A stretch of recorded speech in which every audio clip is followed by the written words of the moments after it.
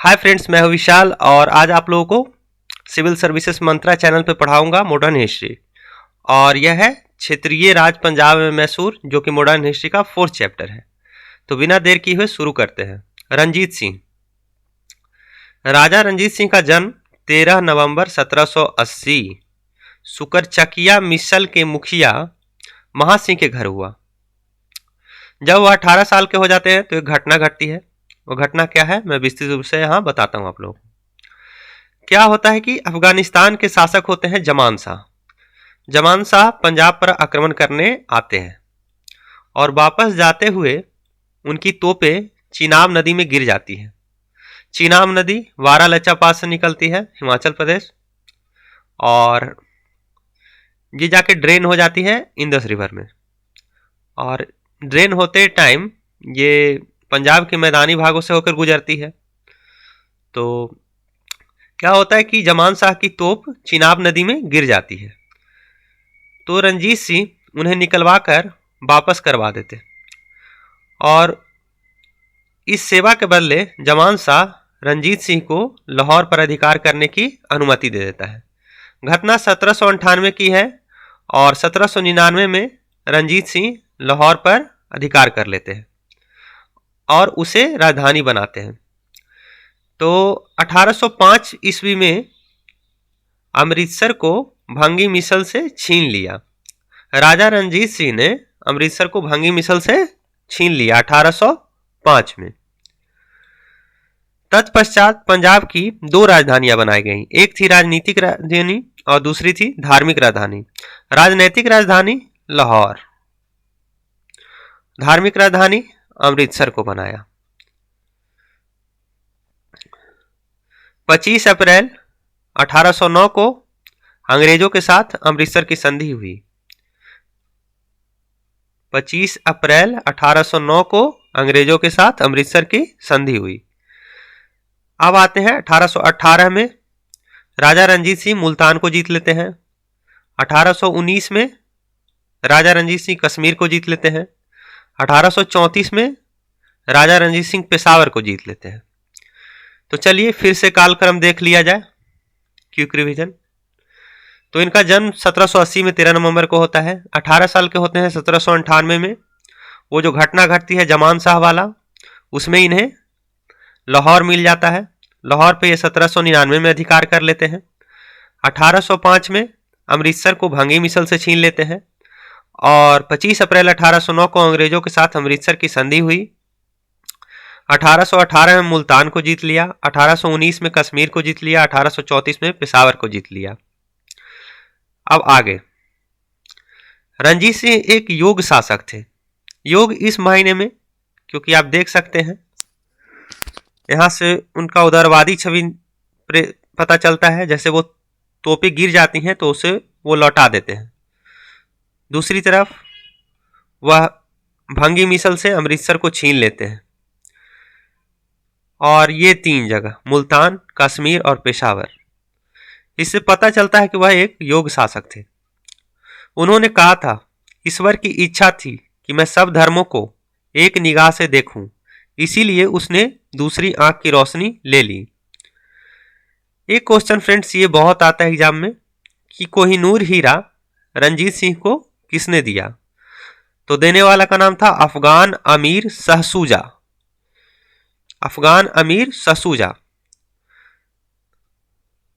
अब बारी आती है खड़क सिंह की। अगली पीढ़ी में खड़क सिंह। 1839 में रंजीत सिंह की मृत्यु हो जाती है। तत्पश्चात खड़क सिंह सिंहासन पर बैठता है। खड़क सिंह को अफीम खाने की आदत थी, वह अफीम खाता था। इस शासनकाल में 2 विरोधी दल तैयार हुए। एक का नाम था संधवालिया, दूसरे का नाम था डोगरा बंधु। ये दोनों की प्रतिद्वंदिता चलते रहती थी और इस प्रतिद्वंदिता के कारण अराजकता फैल जाती थी। ये दोनों में बहुत कंपटीशन होता था और कंपटीशन के कारण अराजकता फैल जाती थी।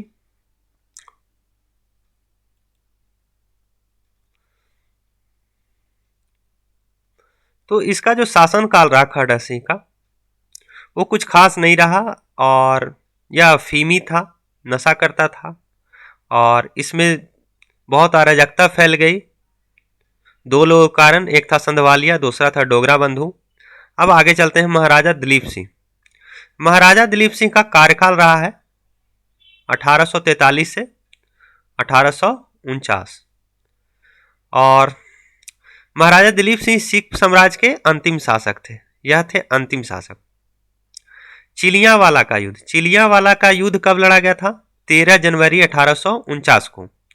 अंग्रेजी सेना का नेतृत्व कर रहे थे लॉर्ड गफ और सिख सेना का कर रहे थे शेर सिंह। यह लड़ाई अनिर्णायक रहा था। इस युद्ध के समय भारत का गवर्नर था लॉर्ड डलहौजी।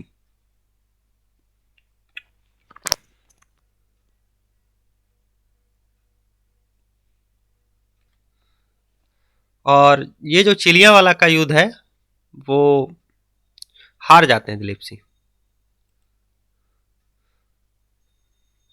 और लॉर्ड डलहौजी जीत जाते हैं।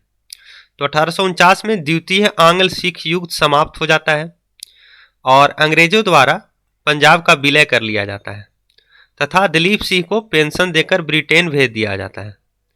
दिलीप सिंह ने आगे चलकर ईसाई धर्म अपना लिया था। दिलीप सिंह ने रूस की यात्रा भी की थी। इनका निधन 1893 में हुआ, पेरिस में, फ्रांस में हुआ और अंत्येष्टि इंग्लैंड में हुआ। लॉर्ड डलहौजी ने पंजाब पर शासन करने के लिए 3 सदस्यीय कमेटी का गठन किया 1849 में ही। 1849 में ही चिलियांवाला का युद्ध हुआ और उसी ईयर में 3 सदस्यीय कमेटी का गठन हुआ पंजाब पर शासन करने के लिए। तो ये नाम बहुत इंपॉर्टेंट है, एग्जाम में बहुत आता है। सर हेनरी लॉरेंस यह अध्यक्ष थे इस समिति के और 2 सदस्य थे चार्ल्स ग्रेनविले मानसले एंड जॉन लॉरेंस। अब आते हैं मैसूर पे। क्षेत्रीय राज्य मैसूर। तो जो प्रथम आंग्ल मैसूर युद्ध हुआ था, प्रथम युद्ध हुआ था अंग्रेजों और मैसूर के बीच, वो हुआ था 1767 से 1769 के बीच, मतलब 2 साल का कार्यकाल। इस युद्ध में हैदर अली विजय हुआ। इस समय अंग्रेजी गवर्नर वेरेलस्ट था। आप लोग जानते होंगे फ्रेंड बेरेलस्ट।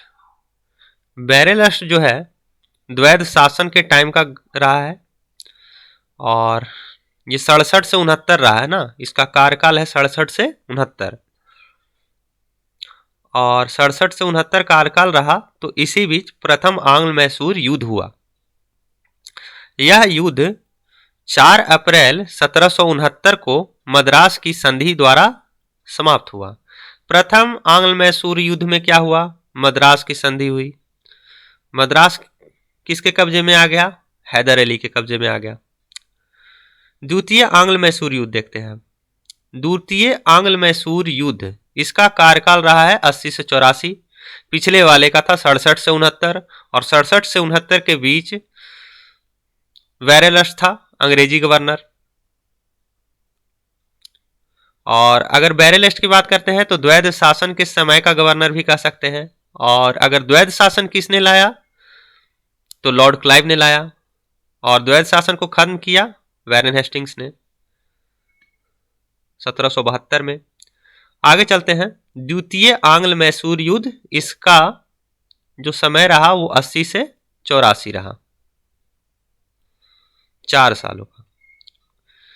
तो इसमें क्या होता है कि हैदर अली, निजाम और मराठा की संयुक्त सेना अंग्रेजों के विरुद्ध मोर्चा खोल बैठती है और जुलाई 1780 में हैदर अली ने कर्नाटक पर आक्रमण कर दिया तथा कर्नल वेली के अधीन अंग्रेजी सैनिकों को परास्त किया और आकाट पर अधिकार कर लिया। 1780 में हैदर अली ने कर्नाटक पर आक्रमण किया और कॉल वैली को हराकर आकाट पर अधिकार कर लिया। अब आगे बढ़ते हैं। उसी समय 1780 के समय में ही टीपू सुल्तान, टीपू सुल्तान हेक्टर मुनरो की सेना को पोल्लीलूर नामक स्थान पर हरा दिया। आप लोगों को ये नाम पहले भी आया होगा, याद होगा फ्रेंड्स। और हेक्टर मुनरो जो है, हेक्टर मुनरो ये कहाँ से संबंधित है? ये बक्सर के युद्ध से संबंधित है। इसी ने लीड किया था 1764 में। 22 अक्टूबर 1764 को बक्सर का युद्ध हुआ था और हेक्टर मुनरो लीड कर रहा था मीर कासिम के खिलाफ। तो टीपू सुल्तान 1780 में हेक्टर मुनरो से लड़ता है और पोल्लीलूर नामक स्थान पर इसे हरा भी देता है। अब बात करते हैं 1781 की। 1781 में अंग्रेज जनरल आयरकूट, आयरकूट का भी नाम आप लोगों ने सुना होगा। आयरकूट आया है बांडीवास युद्ध 60 में।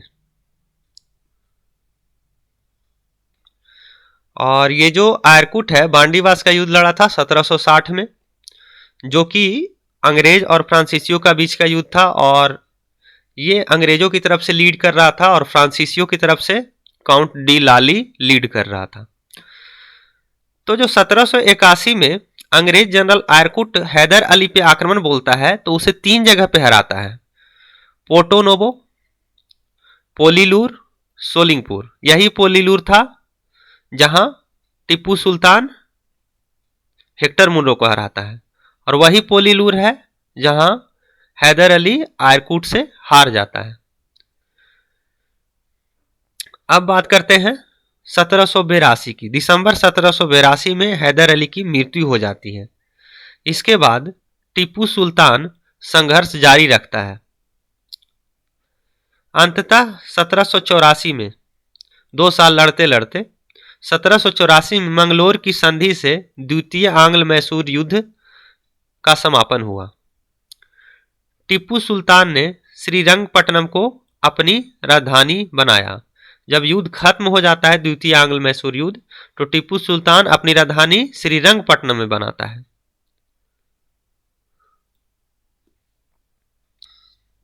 और फ्रेंड्स, जो ये श्रीरंगपट्टनम है ये कर्नाटक का मांड्या जिला में है, कर्नाटक में है बेसिकली। तो टीपू सुल्तान श्रीरंगपट्टनम में अपनी राजधानी बनाता है। कब बनाता है? जब द्वितीय आंग्ल मैसूर युद्ध खत्म हो जाता है मंगलोर की संधि से, तब टीपू सुल्तान श्रीरंगपट्टनम को अपनी राजधानी बनाता है। एक बार और रिवीजन कर देते हैं आप लोगों के लिए। द्वितीय आंग्ल मैसूर युद्ध, जिसका कार्यकाल रहा 80 से 84। 1780 में हैदर अली कोलबेली को हराकर अकाट पर अधिकार कर लेता है। उसी 1780 में हेक्टर मुनरो को टीपू सुल्तान हरा देता है पोल्लीलूर नामक स्थान पर। और फिर 1781 में आयरकूट हैदर अली को 3 जगह पे हराता है, वो है पोर्टो नोवो, पोल्लीलूर, सोलिंगपुर। इसके बाद 1782 में हैदर अली की मृत्यु हो जाती है और टीपू सुल्तान 2 सालों तक संघर्ष जारी रखता है। तत्पश्चात 1784 में मंगलोर की संधि से द्वितीय आंग्ल मैसूर युद्ध समाप्त हो जाता है। और जब युद्ध समाप्त हो जाता है तो टीपू सुल्तान श्रीरंगपट्टनम को अपनी राजधानी बनाता है, और श्रीरंगपट्टनम कर्नाटक के मांड्या जिले में है। और यहाँ उसने जैकोबिन क्लब की स्थापना की थी और खुद भी उसका सदस्य बना था। उसने अपनी राजधानी को फ्रांस और मैसूर मैत्री प्रतीक स्वतंत्रता का वृक्ष रोपा। उसने एक वृक्ष रोपा किसके लिए? मैसूर और फ्रांस को मैत्री प्रतीक के लिए। टीपू सुल्तान ने समकालीन विदेशी राज्यों से मैत्री संबंध बनाने तथा अंग्रेजों के विरुद्ध उनकी सहायता प्राप्त करने के लिए ईरान, कंस्तंतुनिया जिसे इस्तांबुल कह सकते हैं, अफगानिस्तान, फ्रांस आदि को दूत मंडल भेजा और आधुनिक रीति पर दूतावासों की स्थापना की। तो इसने जो दूतावास बनाए वो आधुनिक रीति पे थी श्रीरंगपट्टनम में। और उसने फ्रांस मैसूर का मैत्री प्रतीक एक वृक्ष भी रोपा और बहुत सारे दूत को भेजा अलग अलग देशों से मैत्री संबंध बनाने हेतु। बहुत अच्छी पहल थी टीपू सुल्तान की। और आइए तृतीय आंग्ल मैसूर युद्ध। द्वितीय आंग्ल मैसूर युद्ध 80 से 84 और 84 में मंगलोर की संधि से वो खत्म हो जाता है। और फाइनली रंगपट्टनम में वो राजधानी बनाता है। और अब आ जाइए तृतीय आंग्ल मैसूर युद्ध। तृतीय आंग्ल मैसूर युद्ध का कार्यकाल रहा 90 से 92, 2 साल। श्रीरंगपट्टनम की संधि होती है मार्च 1792 को। श्रीरंगपट्टनम को राजधानी बनाया था टीपू सुल्तान ने, उसी का संधि हो बैठा। किसके साथ? कर्नावलिस के साथ। ये क्वेश्चन बहुत बार आ चुका है कि रंगपट्टनम की संधि टीपू सुल्तान और किसके बीच हुई? कर्नावलिस के साथ हुई। और कब हुई? तो 1792 में हुई। टीपू सुल्तान और चतुर्थ आंग्ल मैसूर युद्ध। चतुर्थ आंग्ल मैसूर युद्ध 1799 में चला। इसी दौरान टीपू सुल्तान मारा गया। 1799 में टीपू सुल्तान की मृत्यु हो जाती है तथा इनके कुल सदस्यों को बेल्लोर में कैद कर दिया जाता है। इसी युद्ध में अंग्रेज सेना की ओर से वेलीजेली एवं स्टुअर्ट का मुख्य योगदान रहता है और इसी योगदान के कारण आयरलैंड के लॉर्ड समाज ने वेलीजेली को मार्किविस का उपाधि प्रदान किया। युद्ध के बाद अंग्रेजों ने मैसूर की गद्दी पर अडायर वंश के बालक कृष्ण राज को बिठा दिया तथा कन्नारा, कोयम्बटूर, श्रीरंगपट्टनम को अपने राज्य में मिला लिया। तो एक बार क्विक रिवीजन कर देते हैं आप लोगों के लिए। तीनों मैसूर युद्ध। तो पहले वाले जो मैसूर युद्ध है उसका कार्यकाल रहा 67 से 69 वेरेलेस्ट के टाइम, और इसमें मद्रास की संधि हुई थी 1769 में। द्वितीय आंग्ल मैसूर युद्ध में क्या हुआ था? 80 से 84 चला था और 84 में मंगलोर की संधि हुई थी। तृतीय आंग्ल मैसूर युद्ध में श्रीरंगपट्टनम की संधि 1790 से 92 कार्यकाल रहा।